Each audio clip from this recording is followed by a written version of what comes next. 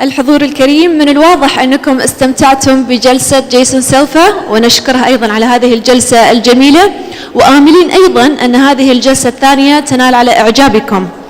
جميعنا نعلم أن للإعلام دور رئيسي ليس فقط في صياغة مفاهيمنا بل وحتى في نقل المعرفة إلينا، ومن هنا تأتي أهمية مناقشة تطور الوسائل الإعلامية الحديثة وتأثير الإعلام التقليدي والإلكتروني على المجتمعات. هذه الجلسة إن شاء الله ستسلط الضوء على كل هذه المحاور وغيرها تحت عنوان الإعلام وصناعة المستقبل. Assalamu alaikum and welcome back, Your Excellencies, ladies and gentlemen. A few weeks ago, I was sitting in my majlis for lunch and my family were there, and my little niece came up to me, all right, 12 years old, and she asked me a question that changed the way I look at media. She asked me, what do you think about what's going on with Donald Trump and Hillary Clinton? So I asked her, where did you get that information? How do you even know that? 12 years old. She's like, it was a story in my Snapchat. So Snapchat was covering the politics that are going on around the world, and she saw it and she clicked on it and she started watching it. And it changed the whole. We sat there for an hour talking about politics and life in America and all this fun stuff. It made me really think about how fast media is changing and how people from all demographics and all ages are able to digest this media, as complicated as it is, in brand new ways. So that's what we're here to talk about. And we have an amazing panel that's going to talk about the media and the future. I'd like to start with a man who needs no introduction, who's dedicated his life to the growth of media in the Arab world and the UAE. He founded Future TV in 1992 and then headed the DMI in 2004. He founded and is the Dean of the American University of Dubai's Mohammed bin Rashid School of Communication and Group TV Director of MBC. Please join me in giving a warm welcome to Dr. Ali Jaber.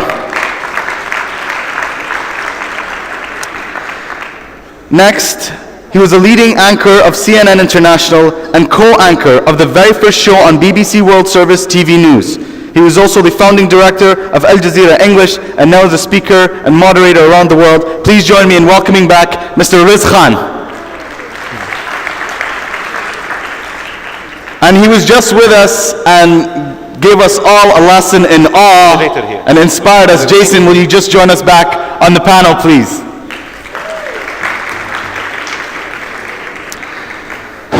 Next, I would like to introduce a gentleman who has inspired millions around the world through social media, through the telling of real-life stories, real-life struggles, real-life moments of happiness through his accounts, The Humans of New York. He shows the lives of people and connects us through technology in the most beautiful ways and shows the importance of storytelling and the impact that it can have in all our lives. Please join me in giving a very warm welcome to Mr. Brandon Stanton.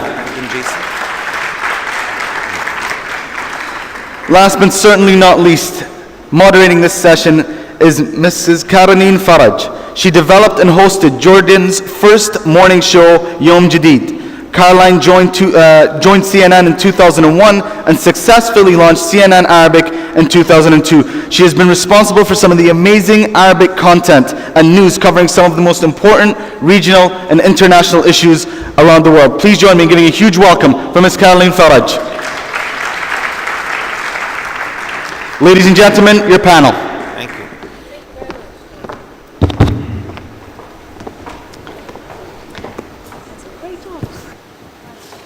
Thank you very much. I'm so honored to be the moderator of this panel that is actually having lots of talents and entrepreneurs and influencers in different parts of the world. And at the same time, let me start by paying condolences to one of the members of our panel who was supposed to be with us, Mohammed Subhi, who is an activist, actor, and influencer. Unfortunately, he lost his wife yesterday, and that's why he's not with us. So, on your behalf, we're paying condolences to him and to his family. I'm going to start right now by first of all, talking about the topic that we are supposedly going to discuss here, media and making the future. So, who is making what?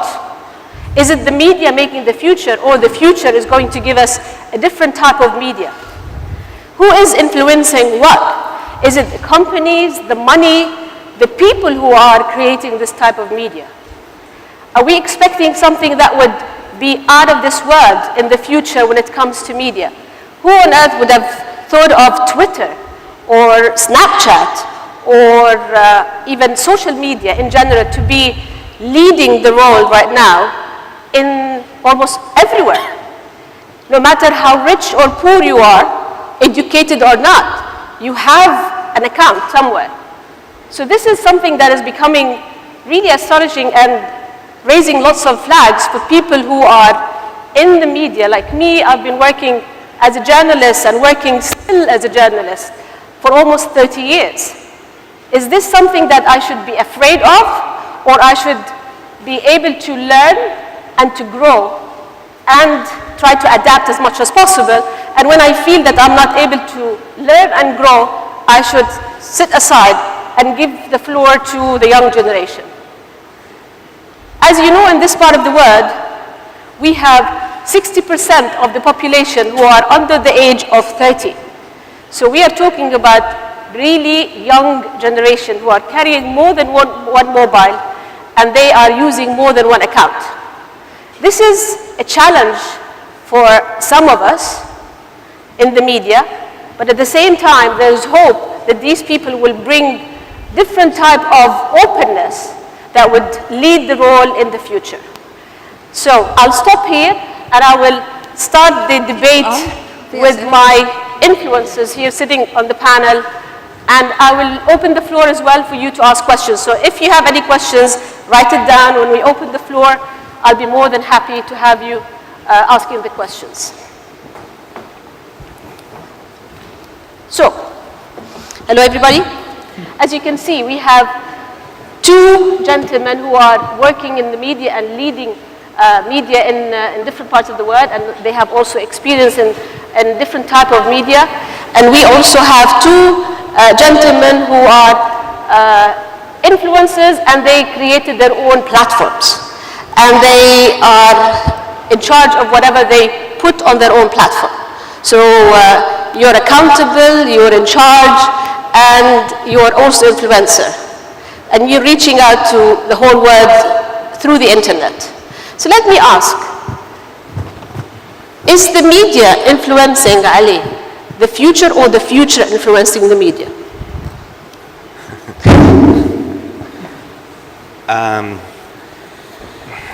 First, let me tell you, this is not fair.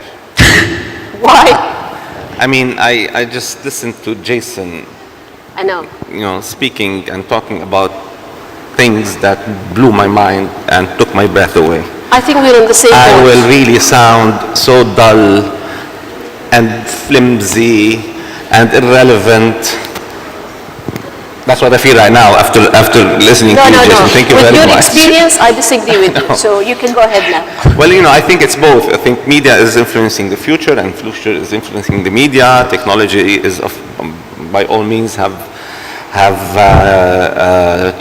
transformed how we learn things and how we do things and how we discover things, and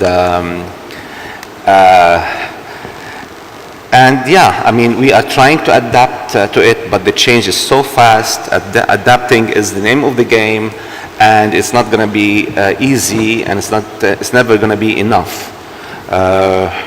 Having said that, I am a person who believes, if we want to talk about the journalism side of media, I believe journalism, as you know, is a process. It's a process of research, searching for the story, and then fact-checking, and writing it very well or producing it very well.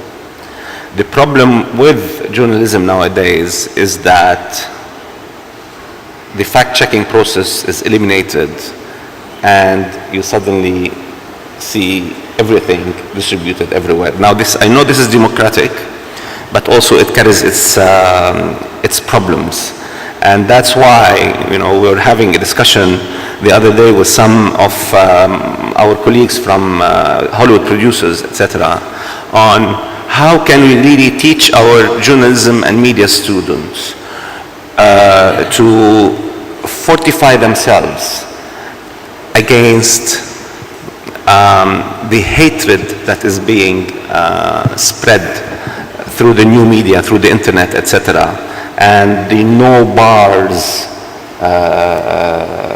held in the dissemination of ideas, information, no matter how evil the ideas are, etc.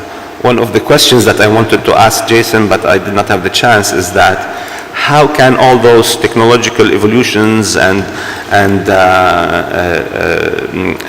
leaps help us to become better humans? What about the ethics of it? I can see a lot of technological advancement to make the human being a better human being, a bigger human being, a more efficient one, and somebody who can live longer. But at the same time, I can see that the political systems in the world and the governance of the world is going the opposite direction. How can you reconcile that? How can we think about it? Look at the States and Trump. Look at the British and the Brexit. Look at what lately, I don't know, probably Italy and France and whatever. How is this technology that is making us better human beings is at the same time making us evil and worse and full of hatred and etc.? Jason, you want to answer this question? I'm sorry. But keep it in the frame of media. Yeah, well, I think that we've all seen the consequences of what's known as the filter bubble effect on things like Facebook, the echo chambers. We harbor a cognitive bias in our brain, which is that we tend to prefer news that reinforces our worldview. So that's number one. And, you know, I think mainstream media, at least in America, the news has its own problems in that has very strong editorial opinions. It's two different universes if you're watching CNN or Fox News, for example. So there's already that problem in the mainstream. And then here comes social media, supposedly democratizing all these voices so that citizen journalism can come of age and everybody can express themselves. But now we're seeing that that also has a double-edged sword, and that now our bad tendencies have been manifested in things like the filter bubble, where the things that you hit like on that reinforce your worldview tell the algorithm on Facebook to give you more of that, because we live in an attention economy, and so attention and engagement are the metrics that seem to matter, rather than whether you're engaging with something that's truthful or not. So the idea that everybody lives in a different reality tunnel, depending on your culture, your language, your worldview, is heightened in that now you are being mediated with a screen 24 hours a day by a particular reality tunnel that might be reinforcing your worst views, because fear breeds focus. It stimulates the amygdala and it makes you pay more attention. So alarmist, frightening stories that reinforce your fear-based worldviews get more attention and eventually start warping your actual subjective view of the world. So you are fundamentally living in a different reality. I do believe that a lot of the more intense supporters, the sort of extreme supporters that we've seen in the politics in the US and in Trump are actually living in a different reality. So it may have started with economic anxiety from technological transformation, legitimate fears, turbulence as we move into a new world. It's going to happen, you know. But what started as maybe legitimate economic fears then became an us versus them thing. When the human animal feels threatened, it responds in sometimes a subjugating way towards the other. It's called terror management theory. Ernest Becker in the 1970s identified it. There's a bunch of articles that said, are Trump supporters terrified of death? Because so much of the fear that he put out there goes straight to our amygdala and activates this side of the human that comes out when it is frightened or feels threatened. I'm going to stop you because I don't want you to continue your lecture. Okay. I'm going to Brandon. Sorry. Brandon, can you tell me, Jason mentioned something that they think that they're living in reality. Who decides now, with people who are in control of their platforms like you, that it is the reality or otherwise? Well, kind of speaking to the general discussion, I grew up when Facebook was just kind of starting to get big and social media was just starting to get big. And, I kind of had this thought that, it's going to connect us. Our empathy is now going to be spreading through these wires, and it's going to bring everybody closer together. There's going to be, we're going to be unable to be divided now, because we're not going to be presented to each other through these storylines and these narratives and this propaganda that governments use to kind of control their population's view of other populations for these objectives. And I had this idea that everything was going to break down, and the tribalism. I think what we're circling around here is tribalism. Is our technology going to Is our technology going to outpace our tribalism? And is it going to allow us to come closer together? And it's been sad because, kind of this dream I had is starting to be in question, where, as opposed to technology, bringing, us past tribalism and breaking down our barriers and introducing us to each other, it has been used to spread the worst aspects of ourselves just as quickly as the bad aspects of ourselves.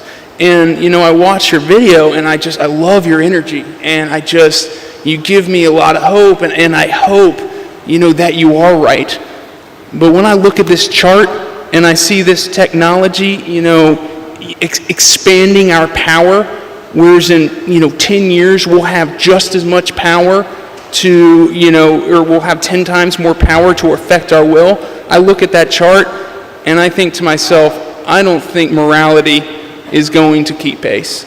I do not think that our tribalism is going to drop that fast as technology rises that fast. I think what you're saying is definitely spot on, and one of the things that we often think about is that if you think of technology as a non-specific amplifier of our will and our consciousness, then alongside a revolution in technology, and this might sound a little hippy-dippy, so to speak, but we need a revolution also in consciousness. Absolutely. Right? And it's going so much slower than the revolution in technology. And that's where I have a hard time being optimistic.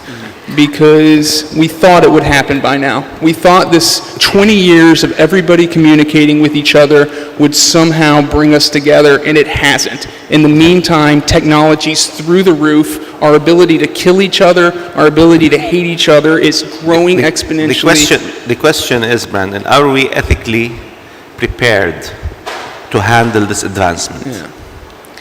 I think we are not. No. I think Riz can answer this question in a way, because you've witnessed the satellite, digital, and now social, and God knows what will happen next. Do you think that we are prepared for all these changes as media? As a journalist, as an international journalist, I always try to stay across everything from technology and the technological changes. When I started with the BBC, back in the mid-80s, we had cameras with film in them that were just switching to video. And the video cassettes were like this big, and the quality was terrible.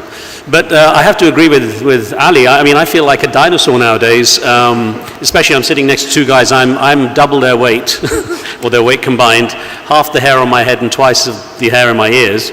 So relevance becomes quite scary. I have to say, this is the interesting thing though. Technology, I do agree, technology is outpacing ethics, and I think that's one of the big fears. When I was working with both BBC, CNN, Al Jazeera, all the time, people came, as Jason said, with their biases to the media. So if I did a show on the Israeli-Palestinian situation, for the same show, I would get people writing in or calling in or messaging and saying, "You're so pro-Palestinian," and same show, "You're so pro-Israeli."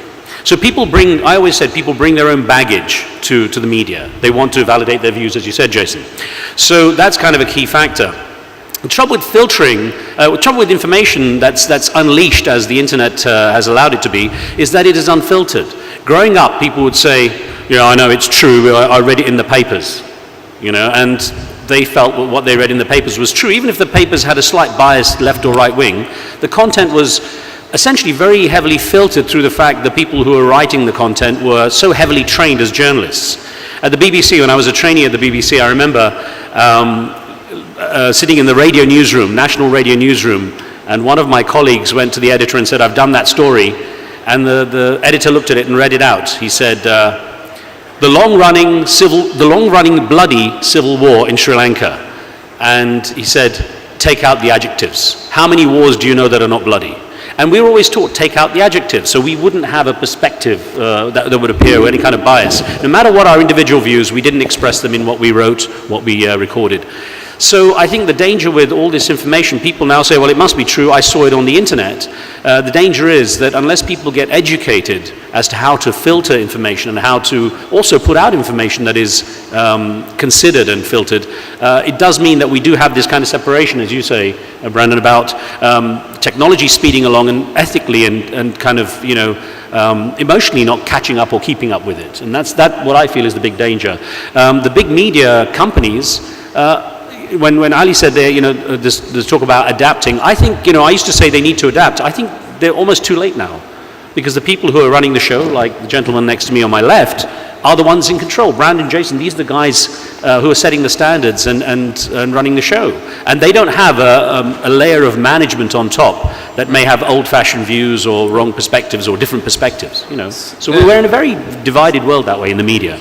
But is this working, Jason? Do you think that this is going to work for the future? Look, I think that trying to slow down the pace of technological change is a fool's game. So I think more it's like, well, what can we do?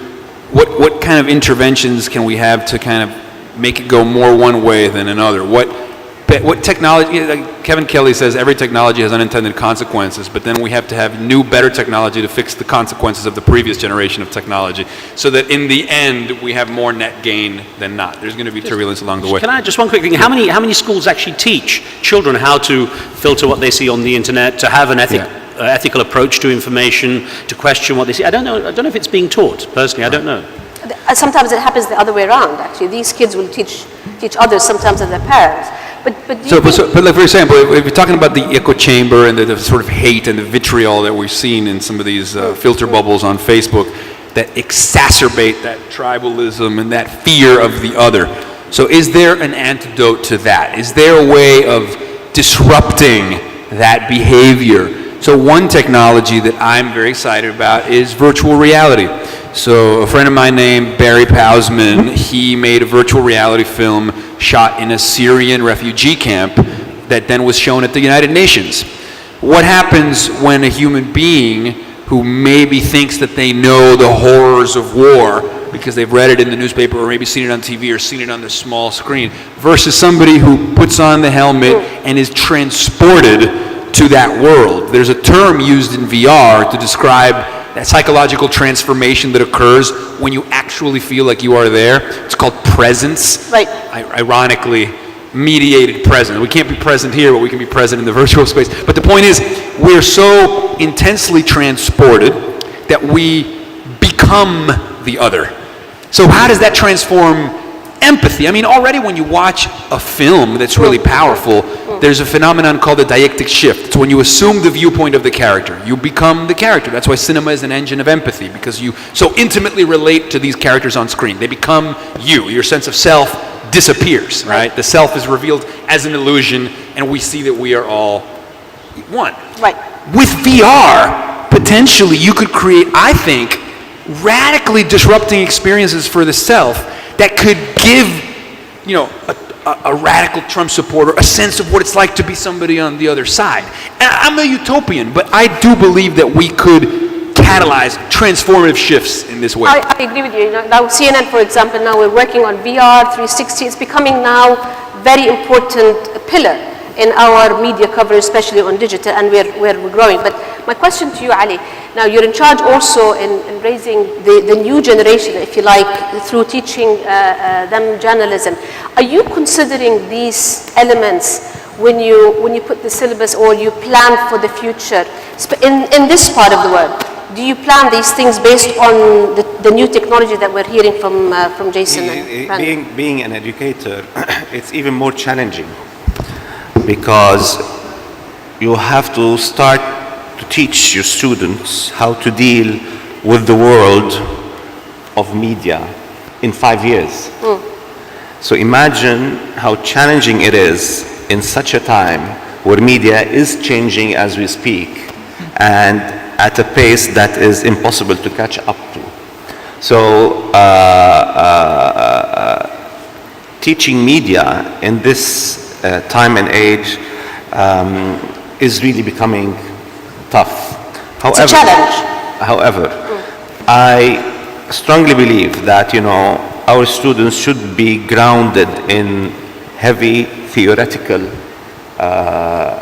academic work and ideas, as opposed to mastering a technological instrument in 5 years. They should possess the philosophy, the concepts, the ideas, know how to articulate them, master the language, and get the process and the ethics and the legal responsibilities of things before going ahead and applying them in whatever platform or using whatever technological instrument. It is very important, like, for example, driving a car. It's not only learning how to move the stick shift or steer the wheel. It is important to know the ethics of driving and how to respect the laws of traffic, stop at the red light, etc., and all of these things that come with the interaction with the machine. Okay, I would like to ask you, Brandon, about what we just heard from Ali. When it comes to attracting fans, and you have millions of fans, both of you, and they're coming not to your institution, they're coming to you and whatever you're producing. Do you think that you have checkpoints that you need to check, okay, yeah, these are the ethics that I need to do, 1, 2, 3, 4, 5, and before I produce or I post any of your pieces online? Right, and I think I'm an example of what you were talking about. It's that I have, in the 6 years ago, I started photographing random people on the streets of New York City. And now 6 years later, about 25 million people follow my work, and I can stop random people on anywhere in the world and tell their story to just tens of millions of people. And there is no editor checking me. There is no fact checking. I am not, subject to any of the journalistic practices that you talked about. And theoretically, that is a problem. I view myself as an ethical person. I tell other people's stories the way that they would like to be told them. Do I call their uncles and their aunts and fact check exactly what they're saying? No. And one thing Jason said is that you can't, fight technology. It's been a blessing for me because anybody now could tell a story. I decided to quit my job 6 years ago. Do you think I could have become you? No. I would have had to gone to journalism school. I would have had the blessing of so many gatekeepers that would keep me from becoming you. And now all I have to do is find a story. I just have to kind of follow my instincts and find a story, and then I can create my own audience and I can create my own world. And that is the beauty of it. And the consequences of it is that as everyone is given the power, the institutions like BBC, the institutions like the New York Times, the CNN, have less and less clout to fact check, to make sure that it's truth, and to sculpt public opinion in a responsible way, or public perception in a responsible way. Interesting thing though is you tell the stories of those people, but you tell them essentially in their own words. The question comes in only if you start to interpret those stories and editorialize those stories, and that's where I think the difference lies. You're able to let people tell a story in their own words, and even if they lie, it's not your responsibility. The irony is, all the people that know that person will be able to come back and say, wait a minute. So you have fact-checking built in by virtue of your network. Yeah. And that's the difference. We never had feedback in conventional media in the same way. As I say, once we started doing interactive shows, when I started Q&A on CNN in 1996, it was the first live interactive media show where people called in and they wrote in and so on, and we got feedback. And of course, people, as I say, brought their baggage to the story, but the fact of the matter is you're actually fact-checked, if you like, by virtue of your social network. And I think that's the difference. You don't also have to carry the baggage of editors telling you what to say or do, which luckily I would say didn't happen to me at CNN, the BBC or Al Jazeera, which was great. But I agree, I think you have a lot of freedoms, but you carry that responsibility. And that leads us to another point that we all use in the media, which is sourcing. Every information that we're using, we have to say the source in order to get to appear more credible. Jason, do you have this challenge sometimes? I know you're fantastic and passionate about what you're doing. I watched several videos of yours and I'm following both of you. But do you feel that sometimes you're challenged with the sourcing when you are doing your own video? Where are you getting this kind of scientific? I know that you mentioned some of them, but some people might challenge you with the source. Is that a challenge? Well, no, for sure. I'm actually obsessively a quote collector and quote hoarder. So actually, yes. Look, first of all, what I tell people is that my videos are not academic papers. They're not replacements for an article in Scientific American. You know, my videos are opinion pieces, interpretive works, poetic short films about ideas that I come across. But even within that poetic license of how I choose to interpret and express these ideas, they're full of quotes and references, like packed, I think, more than other non-scripted material you'll see on the internet. I don't think you see a lot of vloggers cite specific authors and books with the verbatim quality that I do. But from the beginning, I'm not pretending to be a BBC. You know, I am a digital filmmaker. You know, I'm not a scientist. I went to school for philosophy and film. So I'm making a film to make you think and to perhaps generate interest in you digging deeper into the material. But I don't claim a sort of academic, holier-than-thou sort of point of view. At all. I want to be a provocateur. In fact, I end a lot of my videos with, I don't have a solution, I don't know. As long as you have millions of followers so far, I think that's a proof by itself that both of you are successful. Ali, do you think that whatever is being done now in the West by, as an example, by these two gentlemen, would work here in this part of the world? Or we are different? We have to have our own formula in the Arab world. Well, what is here? Arab world. Dubai is not here. No, I'm talking about the Arab world. Let's define our terms. Dubai is a utopia that we are very blessed to be living in, that is so much different than the rest of the Arab world.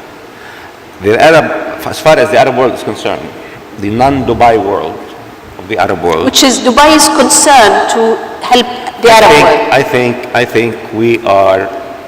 I'm not really positive, and I'm very pessimistic about the way forward. We have, the corruption is really messing up everything. The human development is at its lowest. And in order to be able to start thinking like Jason and Brandon and doing the great stuff that they're doing, you need to have the minimum human development possible. And we don't have it. We don't have connectivity for the internet, for example, in the non-Dubai or the non-Emirates world that we live in. We don't have the luxury of thinking bravely, thinking positively, looking ahead, etc., because we are challenged in our everyday basic needs. So no, the look ahead for the Arab world is not at all positive. Now, if you look here in what Dubai or UAE is doing, and just to reflect upon, all the innovative ideas that Jason and Brandon are talking about, and Jason in particular, Dubai and the UAE are leading even on a world level in terms of pushing innovation, pushing creativity, etc. And at the same time, looking at the ethical side of things. It is not a coincidence that when Sheikh Mohammed bin Rashid is so much pushing towards creativity and innovation and creating those future labs and future accelerators, etc., at the same time he has created the Ministry for Tolerance and the Ministry for Happiness, and the Ministry for the Future, and the Ministry for the Youth. And all of these are regulatory bodies that can provide the balance for this technological advance, the balance that is required to have we are required to have for ethics and how to be responsible about these things and do them properly. But I want to stress the fact that UAE is not what the Arab world is looking like. I totally agree with you, but Riz, you were living here and you lived in different parts of the world. Is it possible to bridge the gap? Human nature is human nature, and I think that people are more globally connected in that way than people are given credit for. The difference in this region, as we're talking about it, is that the UAE is unique in giving access. The infrastructure is here. This country has done a remarkable job of building something that makes technology progress, that makes people have access to technology. Other parts of the region, which are in conflict or in turmoil or for various reasons don't have that infrastructure, can't provide that, and I think that's why they might be behind. But I think in human nature, I like to go and talk to young people. I mean, I go to schools and universities a lot to talk to them because I want to tell them it is a different world, that they can actually think for themselves, but I get inspired by what they know and what they say. And I was speaking at a school here recently, and it was funny. It really brought home, as I was preparing just a few words for them, how out of date for many people Facebook is. How out of date Twitter is. I mean, people talk about Facebook. There was no response from the crowd. I said, well, here, who uses Facebook? And they're like, oh, you're kidding? That's your generation. Twitter? Well, why would we bother with Twitter? Now, again, everything moves on. Instagram, Snapchat. Actually, the biggest laugh I got was out of Tinder, mentioning Tinder, and I didn't even think they had that here. But anyway, everyone is moving along in technology so fast that it's very hard to keep up. But I think human nature is still the same, and we tend to be drawn to that. I did joke that the way things are going, there's a saying that YouTube, Twitter, and Facebook will merge, and it becomes You-Twit-Face. But who knows? Start preparing your questions. I will be coming back to you, but I need to ask these two gentlemen. You were raised in an environment that you don't need to depend too much on the government to offer you things, but you were also working on yourselves to start your own business. And okay, we agree that the US, where you're coming from, the technology is there, and luckily we have lots of it here in Dubai. But what's your tip, what's your advice that you would like to give to the people who are living outside of the UAE or even the Gulf? What should they do in order to be able to let whatever they're inside them out and think out of the box? Well, I guess, you described flow state as being selfless, and disappearing. You're the most creative when you disappear. And, I do identify that when I am in the height of an interview, and I'm not thinking about myself, I'm not thinking about the next question I'm going to ask, I'm listening directly to what that person's saying. And if you extrapolate that to social media in general, what do people use social media for? And honestly, like you guys, when you're documenting this conference, let's be honest, most of it's look where I am, look where I am, look what I'm doing, look who I'm talking to, look at me and Jason. It's all about me. And where I had the most success is I use social media to document other people, to focus on something outside of myself. And therefore, I stood out on a platform where everybody was photographing their food, the concerts they were at, and the celebrities they were standing next to. And so if you really want to use social media to build an audience, quit telling your own story. Quit turning it on yourself, which I think is what's going to destroy us about technology anyways, is because we can't get over our selfishness. And so I have found that the more I've disappeared from my own work, the faster I've grown. And Humans of New York arguably has the largest and most engaged audience on the internet. It's arguably. And I have found that the more I remove myself from the work, I don't post my opinions, I don't post photos of myself, I don't post my thoughts, I only post the stories of other people. And the more that I have gotten out of my work, the faster it's grown. So I would, encourage people to use social media to provide value and tell a story that is not their own. You know, hearing you say that is so inspiring because it seems to me, based on the response that you're getting, that you're tapping into that deeper intuition that people have where they feel like they are part of everyone, that it's not just about them, and like you're tapping it beyond their ego. I mean, it sounds to me... And I'm doing what I'm doing what you preach doing, and I think part of my pessimism comes from being on that front line and, trying to push back against the tide by telling the stories and the experiences of other people every single day and seeing that racism and that tribalism. As an American traveling overseas, one thing I've joked about is, what protects America? Everybody has somebody they hate more closer to them.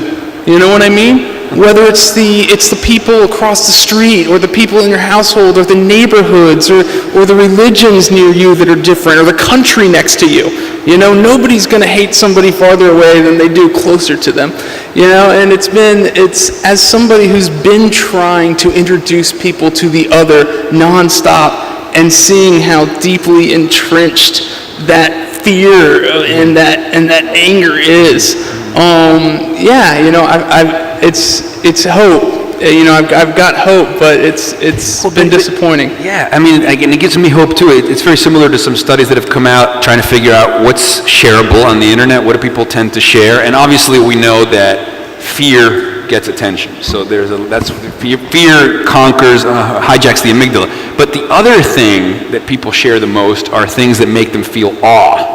And when you read about something so fascinating, it gets you out of yourself, like awe and inspiration is also something that is infectiously shareable. So it's kind of like it taps, I think, into the most beautiful part of ourselves when we're beyond ourselves, so to speak. So it's nice to hear that. And when you're talking about trying to get rid of fear of the other, I grew up in Venezuela. But I think one of the greatest privileges of my education was, sorry to start talking about myself, I went to an international school. I know that Dubai, I think, has the most international schools of any city in the world. That's, to me, a kind of utopian dream, because when you go to an international school, it's not just that, maybe the kid next to you, his parents are from another country. It's the kid himself is from another country. These are institutions that have come out of the globalization of the world, but so you have an international school where your friends are from Nigeria and from Indonesia and from Colombia and from Houston, and so very quickly that fear of the other goes away.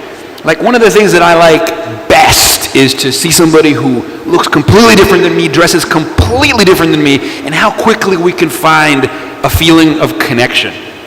We're bros right away. That's reassuring to me, because it's oh my God, I just had a moment of intersubjective connection with a person who, if I had never met and I just seen a picture, I'm like, all right, well, they're so different than I am, and that's nice. And so, I think the future is to design systems that somehow encourage people of wildly different backgrounds to coexist, and see how quickly we can find commonality rather than separation. There's a common thing between you all, that you are all in the visual industry, if you like, all of you. And I know that text is part of what you're doing, but it's the visual now that is basically taking the lead. Ali, do you think this is affecting, now I have to go back to the Arab world where I come from, do you think having the visual leading on all platforms, is it pulling us down when it comes to reading and Arabic? And I know that this is an initiative that the UAE and Dubai is leading, but do you think this is pulling you down, especially also in your industry that you are leading as well? No, I think I look at it differently. I think we're all here storytellers. Some are better than others, but we're all storytellers, and in order to tell a story, you have to write a story. So it basically starts from the written word. Whatever visual you need to choose and go and shoot and put on video or put on a platform, whatever, you have to know what you want first. You have to know what kind of story you want to tell through that particular picture or that particular moving picture or that particular video. And in order to do that, you have to put those down in words. I believe that stories are written and then told in several ways, either through reading or through visuals and words and whatever, on whatever platform that is. But that's done by the people who are creating and producing the story. Yeah. But with regards to the audience are now looking at the story than reading the story these days. Where are we leading? Where are you heading? Yeah, I think technology has placed the picture in the forefront of everything, and videos in the forefront of everything. And yes, I agree with you that the stamina is dwindling as far as reading is concerned. Video, actually, in my business, television, in whichever platform it is being broadcast on or watched or consumed, has taken a bigger chunk of our time, meaning that before we used to really spend about 6 or 7 hours in front of a linear television watching stuff that other people choose for you to watch. Now you want to watch whatever you want to watch, whenever you want to watch it, etc. But this also meant that in trains, where before this time I used to read a book, now I watch a series. In planes, I used to read a book, now I watch a television program. While waiting, etc. So the visual medium has taken away from conversation and reading. Absolutely. And that's the issue. And now you're carrying it with you all the time. It's on your mobile. You're living here for quite some time and you know this part of the world. Do you think that there's a real issue, a challenge that should be addressed to the decision makers to tackle the reading issue and the element? I think it's huge. I have a 10-year-old daughter, and for me, one of the most important things is that she learns to use language properly, which comes from reading, not simply from watching or even listening. I started in radio, and I love radio still. I listen a lot to the radio. And there are 3 different skills: writing for papers and print and magazines, and doing radio, writing for radio, very different skill, and then writing for television is different. And in fact, when I was trained at the BBC to write for TV, they never taught us to read the news. Everyone thinks you get taught to read the news, and it's not. It's actually how to write for TV. And what we were taught then was go and film the story, come back, find the best pictures, edit the pictures without any words, edit the pictures in order of their importance, and then write according to those pictures. And the pictures were already cut.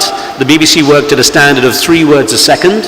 We're obviously much faster than that now, but 3 words a second, and we would write to the pictures. That's how we were taught. But of course, everyone becomes lazy. You just write down the words and you chop the pictures on top. They become the wallpaper for the words. And the trouble is that the media merged from the sort of late 80s, early 90s, where journalists were expected to become multimedia, as they called them in the BBC, where a reporter who did TV was also expected to file a story for radio, and then was expected later, when online came on board, to write something for the online. The trouble is they don't have the time to do 3 different types of writing for the same story, so they would just basically take the story from the pictures, stick it onto radio as audio, and then transcribe it for the print. It's totally different. The importance of reading comes from developing language, developing word style, developing all kinds of understanding of language and the power of language. Radio, the power of voice, the power of a story that you can't see but have to imagine. It's still, I listen to BBC World Service Radio all the time. I listen to Dubai Eye. These are my lifesavers. I don't have to be stuck in front of a screen. But that's maybe I'm old-fashioned. I take in visual medium too, of course, but for me it's really valuable to separate these, and the sad thing of merging them all is that skills are being lost, understanding is being lost, language is being lost. The only good thing now is that the internet media allows a combination of visual, audio and print, but only if those are separated into the separate skills could it be really good. I do worry about the merging of everything. My last question to the gentleman here. When you want to build an idea for a story or for a project that you are producing, How do you get the information? Do you get it through watching TV or searching the web for visual, or you read an article, you buy a newspaper, read an article, sit in front of a TV or in front of your mobile? How do you get an idea? The idea, when you get the idea and you would like to know more about this idea, is it by reading? Do you go to the book or the paper, or do you go straight to the internet? I'm a reader. I read every morning for about an hour and a half. So I get a lot of my information from there.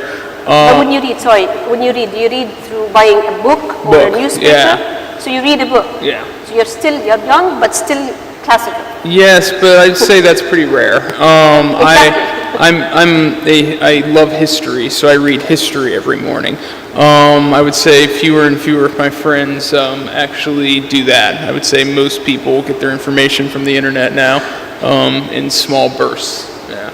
And one thing we were talking about is that, you know, one problem with all the choice that Ali was talking about is people are now getting information that is entertaining as opposed to, you know, factual. And the information and the media that people are consuming is more defined by its entertainment value than it is by its just subjective value. And I think maybe me and you are trying to bridge that gap, you know, in producing things that are, you know, entertaining to read and very consuming in a narrative format. I think both of us, you know, focus on narrative a lot and story, but then, you know, also communicate in that vehicle some sort of value, some sort of understanding, some sort of knowledge, some sort of enlightenment. But before I go back, I go to Jason. You have a blog, and you also have the project, which is basically based on pictures. Right. Yeah. Do you think that people are more towards the visual, or they also still read the blog? So what I do is I have a photo and a story, you know, with each thing. I take a photo of the person and then I tell the story. Mm-hmm. Story is far more important than photo. I can take, you know, I call myself a photographer. I could take a photo that is completely out of focus and the lighting's horrible, and it could still get shared hundreds of thousands of times on Facebook if the story's good. If the photo is perfect, but the story is not illuminating, or the story is not complex or nuanced or deep or awe-inspiring, it will fail. So the kernel of everything is story. Story, narrative is how things travel on the internet. Jason and I have success because we have figured out how to tell stories in a very effective way. You know, if the photo, if the visual is in service of the story, then that enhances it.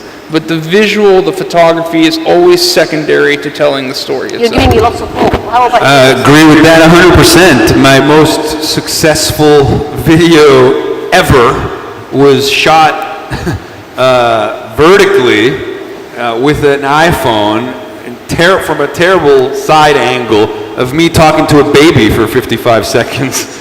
And it got like almost 100 million views because people thought it was so fun. It was a true viral video. You know, I've done videos that cost tens of thousands of dollars, produced with National Geographic, with the best editing, the slickest visuals and music, and they maybe don't resonate at all. You know, so I 100%. But now let's go back to the question. Do you read from a paper, newspaper, book, or you go to the internet when you're building your story? Both. I mean, I still collect physical books because there's something nice of having something tangible. But you know, I'm on the road a lot, so I don't take all my books with me. Otherwise, I'd have 5 suitcases. So yeah, I try to follow interesting people on Twitter and Facebook in the hopes that it will create a diverse and eclectic filter bubble for me that sends me, or that throws my head into different ideas and viewpoints. And if I see something interesting, then I will open up a new window with that article, and then if I see something in that article interesting, I'll open up a new window and Google a term that I found interesting in that article. And I'm a very hyperlinked person. I create like mind maps. And that's kind I of, can see that. Yeah, that's actually one of the dangers of the internet, and we can all get sucked into it. It's human nature. You know, 10 things that celebrities do to lose weight, and then, there's another click, 10 things that would shock you about, bananas. So we get drawn into this hyperlinking, But actually what it is a modern form of, sadly, a more selective, modern form of browsing. What I miss, I think, about newspapers is that, or magazines, is going through them and then coming across something that I may actually have no interest in, in a section, an area that I've not really had any interest in, and suddenly I get drawn to a story. And the next thing is, I start to research more on that story. And I try to do this more and more, even with the electronic media of the internet, that if I see mention of something I have no knowledge of, or very limited knowledge of, I go and look it up. It may be a historical figure. I think, okay, let's go and find out a bit more. And the beauty is it's all there. I can look it up so easily. But the beauty of newspapers was people came across things accidentally. They browsed. And that accidental browsing created a much more diverse base of knowledge. The filter bubble was not there in the same way. something else that really works is combining keywords that you think are interesting in a Google search and see if you find something that incorporates all those words. So I've been known to search for existentialism, anxiety, despair, and aliens, and see if somebody's written an article that incorporates all of those things, because my brain thinks, I come up with ideas through linking things together, and I like to play with that on Google. The keyword search is a really fun way of finding something you didn't know you were looking for. You can build another business. This. Okay, I'm going to open the floor for questions. We have, I think, 15 minutes. So can you please raise your hands? Okay, can we start from here, this young lady? Can you give the microphone here, please? Hello. Okay, and then please here. Please, can you introduce yourself and just let us know which of the gentlemen you would like them to answer your question. إن شاء الله. بسم الله الرحمن الرحيم والصلاة والسلام على رسول الله. أول شيء أرحب بكم في دولة الإمارات العربية المتحدة. كل الضيوف الشرف الزوار. ثانيا عفوا بس يحطوا الهيدفونز عشان يفهموا الهاي. بس براحتك خليك بالعربي. شكرا. أول شيء في عالم مثل الإعلام البصري، فأنا أفضل أن يكون عبر النظارات الافتراضية. فالعالم الافتراضي الحين مثل ما نشوف أن فيه إقبال كبير جدا من جميع الفئات، من الصغار إلى الكبار.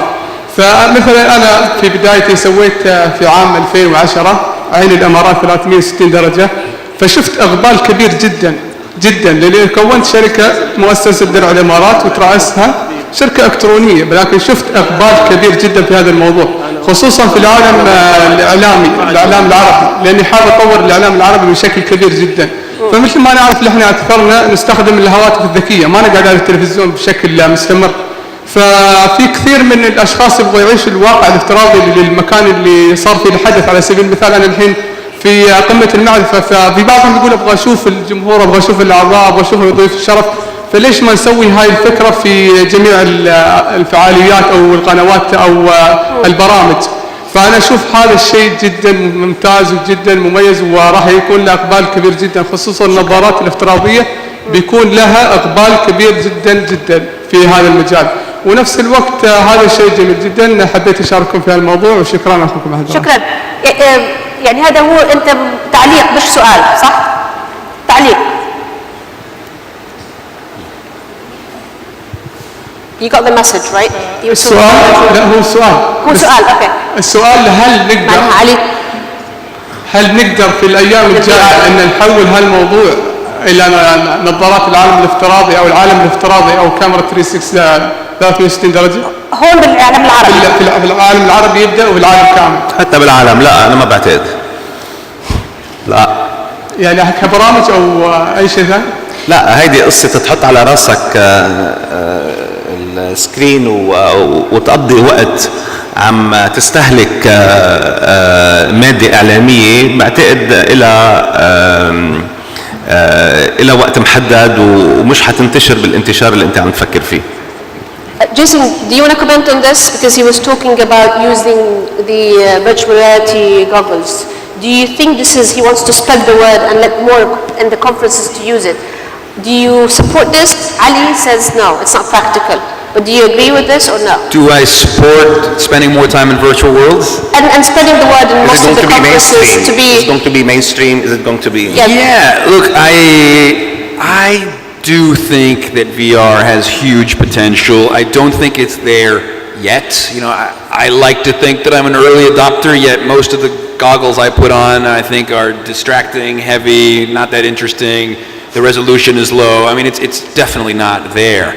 But once they become sufficiently immersive and one is given enough agency in that world, then I think the possibilities become profound. Okay. You know, Okay. McKenna said it's stepping into the imagination. I mean, think of it, VR completely unbounded. I mean, astronauts, for example, are among the privileged few that have seen the Earth from orbit. They talk about a transformative spiritual experience called the overview effect and how that changes them forever. Imagine if everybody in the world could be given the overview effect with perfect resolution in VR. That could be transformative. So, you know, I would love to explore galaxies, but I don't want to take the risk of going on a rocket. So in VR, I do. Everybody, I believe, everybody. Yeah. Thank you very much. شكرا. بسم الله الرحمن الرحيم. عفوا الميكروفون وين الميكروفون؟ بسم الله الرحمن الرحيم. السلام عليكم ورحمة الله وبركاته. ممكن بس يوقف الشخص اللي عماله بيسأل سؤال؟ اتفضل. بسم الله الرحمن الرحيم. السلام عليكم ورحمة الله وبركاته. في الحقيقة أنا عندي 3 أسئلة مختصرين جدا. أول سؤال بسأله للسيد جيسون. ما شاء الله هو أبحر في مجال التكنولوجيا.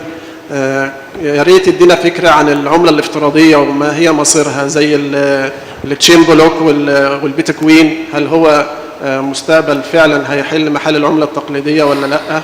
بدي اعتذر منك، هذا السؤال مش مربوط في الموضوع تبعنا، مش مرتبط في موضوع. السؤال الثاني اللي هو احنا كنا بنتكلم عن موضوع الاعلام موجه له الدكتور علي. هل قديما كنا احنا بنعتمد على وسائل اعلام فيها مصداقيه تقريبا مطلقه، يا ترى اين هذه المصداقيه الان وما هو مستقبلها؟ واشكركم شكرا جزيلا. شكرا. السؤال الثاني فقط بليز علي. سأل سؤال حضرتك. تفضل. اخر شيء عم تقول مصداقيه وسائل الاعلام، مش هيك؟ هذا اللي عم تسالني اياه؟ بالتطور اللي عماله بيصير وين المصداقيه؟ انا بعتقد نحن كاعلام وكصحافه بالدرجه الاولى في العالم العربي في الحضيض. انا باعتقادي نمر في مرحله موت الاعلام اما الصحافه كما نراها. الاستقطاب السياسي القاتل الموجود في العالم العربي الآن قضى على صحافة موضوعية كنا نتمتع إلى حد ما فيها قبل الأزمة من 7-8 سنوات للآن. ولكن الاستقطاب السياسي وكون وسائل الإعلام في العالم العربي بالدرجة الأولى مملوكة من أنظمة سياسية، أما من أفراد تابعين لأنظمة سياسية، أما من أعمال أو شركات تابعة لهالأنظمة السياسية هاي، وبتاخد الموقف السياسي بشكل متماهي مع الأنظمة السياسية. وبوجود الاستقطاب، وبتعرف بس يكون في معركة ووجود استقطاب أنت أكثر من غيرك، هناك من يقول لا صوت يعلو فوق صوت المعركة، لذلك الأصوات يجب أن تخفت والمعركة يجب أن تستمر. الآن نحن في زمن خفوت الصوت الصحافي الموضوع. شكرا. تفضلي. Hello, I'd firstly like to thank you all for the absolutely amazing discussion you've been having. One thing that you guys did for me is I'm leaving this place really hungry and thirsty for knowledge. I just feel like going and grabbing a book to learn more about the concepts and the theories that you've been talking about and discussing. Specifically, Jason, I want to ask you if you could recommend a certain book, your favorite book that you would recommend a college student to read, with your favorite theory, a book in philosophy that you would recommend. Thank you very much, Jason. That's a quick answer. Yeah, sure. There's a great book by Eric Davis called Technosis, Myth, Magic, and Mysticism in the Age of Information. It was written in '99 when there was still a lot of utopian excitement about the internet and this and that, and it's very interesting philosophical take on the spiritual undertones of technology. I think you might find it fascinating, for sure. Thank you very much. Lady over here. And if there's another microphone, please, if we can give it over here. Okay, we'll have this question first from the lady who's got the microphone, and we'll come back to you. تفضلي. شكرا لكم. قمة المعرفة الحاضر والمستقبل هنا من دبي مدينة الشمس.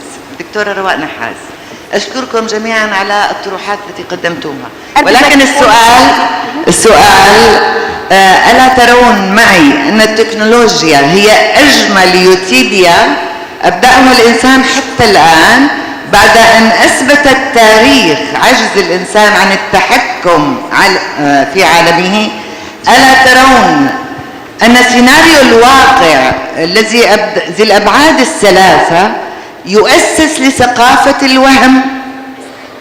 وبالتالي ألا ترون سيناريو المسافر اللامتحرك وقد بدأ يفقد الإنسان معه بعضا من حواسه؟ شكرا. شكرا. Did you get the translation? You know, it's interesting. I don't think the medium itself can ever be held to blame. I think the way people use a medium is the most important thing. And we're not going to escape the idea that we're moving forward in technology and experiencing different things. Storytellers from millennia ago used to shape the stories they wanted, and people questioned whether or not it was valid, whether or not they were being given false information or misinformation. So I don't think a medium such as virtual reality can be blamed. I think it's more a question of educating people from an early age. I think really this is the most important thing, educating them to filter the information they get, to regulate the way they use media. My daughter loves to watch people playing Minecraft on her iPad, and I tried to tell her, look, the more you're watching other people playing Minecraft, A, the less you're playing it, but secondly, the more you're watching other people live their lives as opposed to living your own. There's a balance. Learn from other people's postings and so on, but try to actually create some kind of life for yourself where you go out and do things and become someone. I don't think the medium is to blame. It's the education on how to use a medium that's important. Thank you very much. Hi, my name is Josephine. First of all, thank you. It's been great listening to you guys and being part of the audience. We're really seeing the traditional way media was used and is consumed, and how in the future with Jason and Brandon, what they're doing, where it's going. We're going to eventually start downloading information. I mean, and like the young lady said, she's thirsty for knowledge when she leaves here. I'm a little anxious.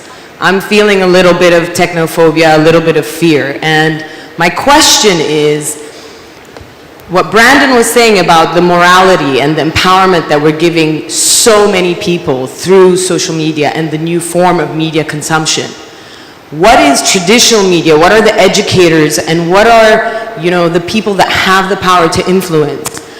What are some of the things that you would suggest that they should do to make sure that we have a positive let's say, outlook and a positive influence as to how to use this tool that we've been given morally and ethically.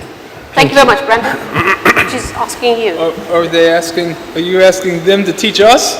Well, no, I think you're asking Jason. What you are telling us. Well, first of all, you said the future and the sort of traditional.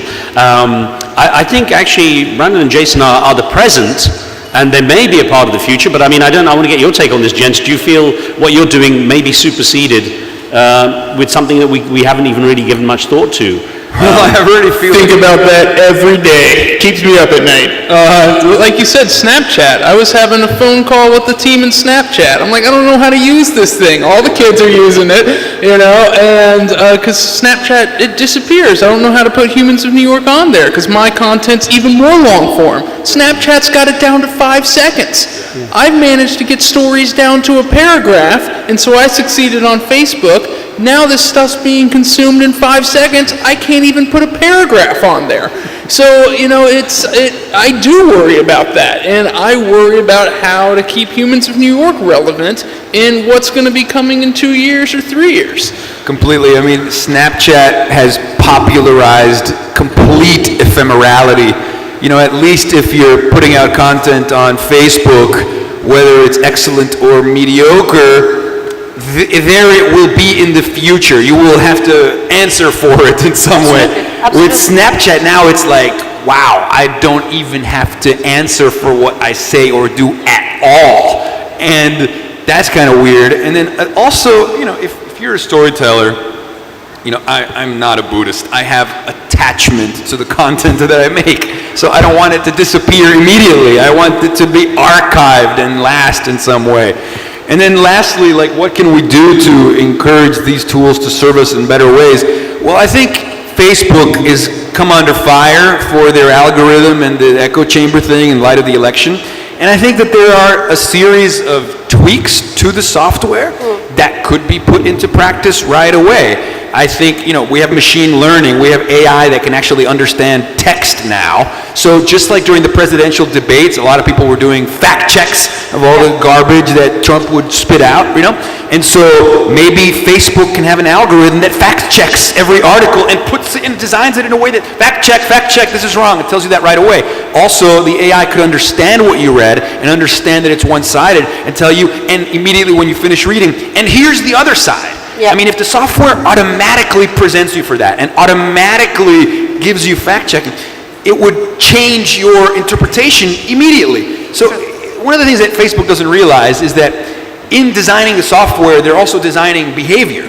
Because they design the interface, they determine the relationship of how you interface with what you're seeing, and they can make subtle tweaks that change how you interface with that content, and therefore could make you experience it differently. But then you're giving them even more power over behavior. That's true. And God knows what will happen in 5 years from now. Yes, you're right. There's a question here. سؤالي الدكتور علي، ايه رأيك في احتكار بعض القنوات للبرامج في عالم الانترنت واليوتيوب؟ معلش تعيد سؤالك، أنا برضو ما سمعته. قرب الميكروفون شوي. سؤالي ايه رأيك في احتكار بعض القنوات للبرامج التلفزيونية واحنا في عالم الانترنت واليوتيوب؟ ليك أنا بعتقد الإعلام هو صناعة وبزنس بالإضافة إلى كونه خدمي. والإعلام هناك تنافس. الاحتكار جزء من الحياة اللي احنا عايشين فيها. طبعا وجود اليوتيوب والفيسبوك وكل مواقع التواصل الاجتماعي عمل احتكار أقل وكسروا إلى حد كبير، ولكن يبقى هناك القدرة أنه أنت كمحطة تلفزيونية رائدة تقدر تقدم للمشاهد أكثر عدد ممكن من برامج بحب يشاهدها وما يقدر يشاهدها بأي مكان آخر، وقال بطل عنا بزنس. Do you have the microphone over here? No? Who has the microphone now, please? Yes. في حدا حامل microphone? Welcome to UAE and thank you to His Highness Mohammed bin Rashid Al Maktoum for organizing such Knowledge Summit 2016. In this session, I want to ask about facts. There was you were talking about that facts finding certification or verification has been almost eliminated, and there is imbalance in coverage. So, as a media person, people follows you, million people watch your videos. So can you ask your respective organization about the imbalance in the coverage, if there is any incident happen in the third world or in the Western world? Because we see most of the time there is an imbalance in coverage. The Facebook turn the page per different part of the world if there is any things. The question is clear, Liz. You know, it's interesting. When I worked with the BBC and we launched BBC World Service TV, and you know, I'd bump into people. They'd say, "Oh, you know, your channel, it's very British, and you're very sort of authoritarian, British, imperialistic." When I worked with CNN, oh, you must be working for the CIA and it's very American and you're thrusting American views down everyone's throat. When I was with Al Jazeera, somehow we were Mossad, CIA, Al-Qaeda, pretty much any organization you could think of. So I think, what I said earlier, and I think it was echoed also by my colleagues, is that people bring their biases. No one watches, with a blank mind when it comes to the media, so they will take issue with a story whether or not it's technically balanced or not. The kind of coverage is a different thing in the sense that when we were at the BBC, obviously there was more importance given to British-related stories, a lot more emphasis on Europe, which was next door. In America, of course, CNN International is very international, but of course when it takes content from CNN USA, that gives the appearance of it having more American bias or approach because it's favoring an American story. And then with Al Jazeera, same thing. The idea was to try to get more coverage of the Arab world and the East, if you like, Middle East and East, to try to balance the number of stories, give that importance. So I think each channel has its own purpose. What the content is, though, is more balanced than people realize. Organizations that have done research check to see for balance, and they say, actually, if you look at it, it's actually pretty balanced. But everyone comes with their baggage. Thank you very much. We have a chance for one question. Okay. Over here, please. Last question. Okay. Assalamu alaikum. Since we are in the conference of knowledge reading and writing, I would like to know how can I integrate the field of media that I love with passion and dream of being part of it.